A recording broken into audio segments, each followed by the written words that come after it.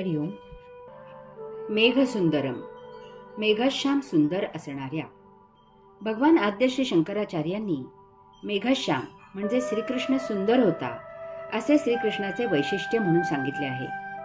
पावसाचे पाणी धारण केलेले मेघ श्यामल असतात, सावळे असतात. असा श्रीकृष्ण मेघाप्रमाणे श्यामल होता, सावळा होता. असेही म्हणतात की श्रीकृष्णाची कांती श्यामल, सावळी असून ती निळ्या रंगाकडे झुकलेली होती. यामुळे श्रीकृष्णाला उपनाव म्हणून श्याम, श्यामसुंदर, मेघश्याम, घनश्याम असे म्हणतात. श्रीकृष्ण मेघाप्रमाणे सुंदर होता याचा अर्थ आहे 1.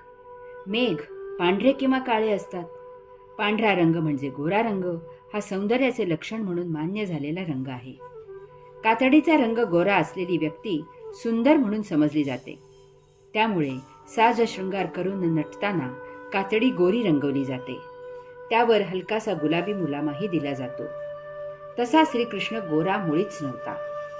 यामुळे पांढऱ्या रंगाशी, ढगांशी श्रीकृष्णाची तुलना येथे अभिप्रेत नाही. 2. मेघ पांढरे किंवा काळे असतात. यापैकी येथे काळ्या ढगांशी श्रीकृष्णाची तुलना केलेली आहे. याचे सर्वप्रथम कारण असे की श्रीकृष्णाची कातडी श्यामल, सावळी, त्यावर हलकासा निळ्या रंगाचा मुलामा दिल्यासारखी होती. 3. काळे ढग पाऊस आणतात. त्या योगे तप्त धरणी तृप्त होते. तिच्यात वृक्ष, झाडे, लता, पल्लवी, औषधी वस्तुजगत इत्यादींचे सृजन होते. पशु, पक्षी, मनुष्येतर प्राणी, मानव अशा सर्वांची तहान भागते. श्रीकृष्णाने अवतार धारण करून या बाबतीत दुहेरी भूमिका बजावली आहे. 1. प्रत्यक्ष सृजनाला त्याने चालना दिली आणि 2. त्याने सृजनाला विरोध करणाऱ्यांचा बिमोड केला. 4. भूमीला शेतकरी काळी आई असेच म्हणतात. काळ्या आईची काळ्या ढगांना काळजी असते. तसेच श्रीकृष्णाला सर्वसामान्य जनांची काळजी होती. तो गरीब असलेल्या गुराखी, गवळी, शेतकरी, कष्टकरी अशांच्या मध्ये लहानाचा मोठा झाला. 5. ढगांच्या रंगाप्रमाणे श्रीकृष्ण श्यामल, सावळा होता. परंतु त्याचे ते तुकतुकीत असलेले बलदंड शरीर मोठे, तरतरीत, लोभस, आकर्षक, सुंदर दिसत असे. 6. ढग दरवर्षी सृजन करण्यापुरते, त्या हंगामापुरते येतात आणि आपले काम करून निघून जातात. श्रीकृष्ण त्याच्या अवतार कार्यासाठी सृजन करण्यापुरताच या ब्रह्मांडात अवतार धारण करून येतो आणि अवतार कार्य पूर्ण झाले की अवताराची समाप्ती करून निघून जातो. 7. ढग पावसाच्या रूपाने खाली येतात.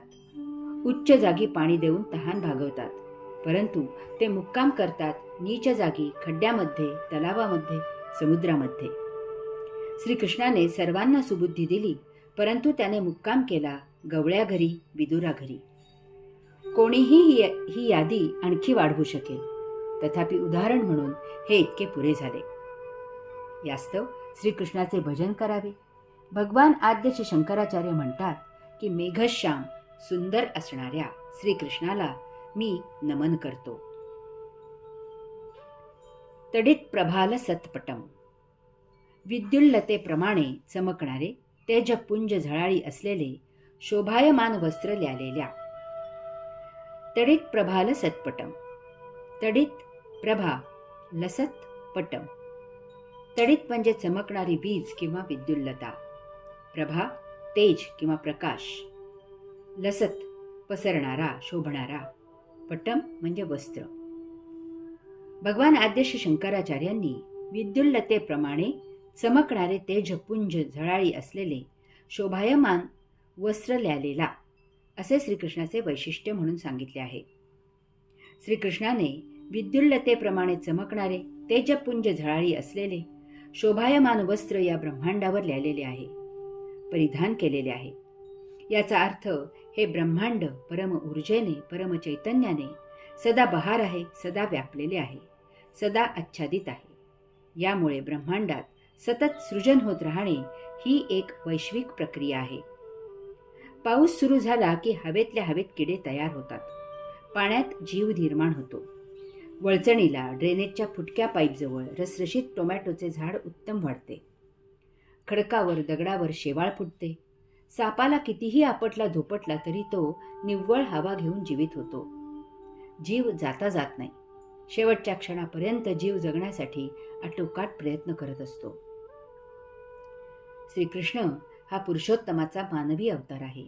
तो प्रत्यक्ष आत्म परब्रह्म आहे. तो परम चैतन्य आहे. तो परम ऊर्जा आहे. तो या ब्रह्मांडाचा निर्माता आहे, पालनकर्ता आहे आणि लय करणाराही आहे. येथे तो आणि फक्त तोच एकमेवाद्वितीय आहे. येथे अन्य काहीही नाही. यामुळे जादूगाराच्या पोतडीमधून अशा अनेकविध वस्तू बाहेर येतात, तशा श्रीकृष्णाच्या कृपेने ब्रह्मांडात चल अचल सजीव निर्जीव अशा विविध वस्तू निर्माण होतात. येथे थक्क करणाऱ्या लीला होत असतात. मानवी बुद्धीलाही न उमजणारे सृजन होत असते. ब्रह्मांडाचा कारभार त्या परम अद्भुत परमशक्तीकडून होत असतो. या ब्रह्मांडाचा ठाव घेण्याचा प्रयत्न मानव अनादी काळापासून करत आहे, परंतु त्याला हे अशक्य प्राय आहे. कारण मानवाने काहीही जाणून घेतले तरी येथे प्रतिक्षणी बदल होत असतो. त्या बदलाला अंत नाही. हे मानवी बुद्धीच्या पलीकडे आहे. यामुळे मानवाला या ब्रह्मांडाचा परिपूर्ण ठाव कधीही लागणार नाही. मानवाने तमाम सजीवाला जगण्यासाठी, देह जीवित राहण्यासाठी अत्यावश्यक असलेले सृजन करावे, जोपासावे, मिळवावे. या व्यतिरिक्त त्याने काही केले तर त्याला फक्त दुःख, कष्ट, त्रास, पीडा हेच सोसावी लागेल. यास्तव कर्मयोग करून झाल्यावर मानवाने उर्वरित वेळ श्रीकृष्णाला शरण जाऊन त्याची सेवा करण्यात रत राहावे. यातच कैवल्य आहे, परम आनंद आहे, हीच मुक्ती आहे. यास्तव श्रीकृष्णाचे भजन करावे. भगवान आद्य श्री शंकराचार्य म्हणतात की विद्युल्लतेप्रमाणे चमकणारे, तेजपुंज झळाळी असलेले, शोभायमान वस्त्र ल्यालेल्या श्रीकृष्णाला मी नमन करतो. नमामि. श्रीकृष्णाला मी नमन करतो. भगवान आद्य श्री शंकराचार्य म्हणतात की नवीन युक्त्या योजून चातुर्याने गोपांचे रक्षण करणाऱ्या, मोठ्या गमतीने नवनवीन थट्टा विनोद करणाऱ्या, मेघश्याम सुंदर असणाऱ्या, विद्युल्लतेप्रमाणे चमकणारे, तेजपुंज झळाळी असलेले, शोभायमान वस्त्र ल्यालेल्या श्रीकृष्णाला मी नमन करतो. हरिओम. 6वे स्तोत्र संपन्न. ओम तत्सत त्वम असि.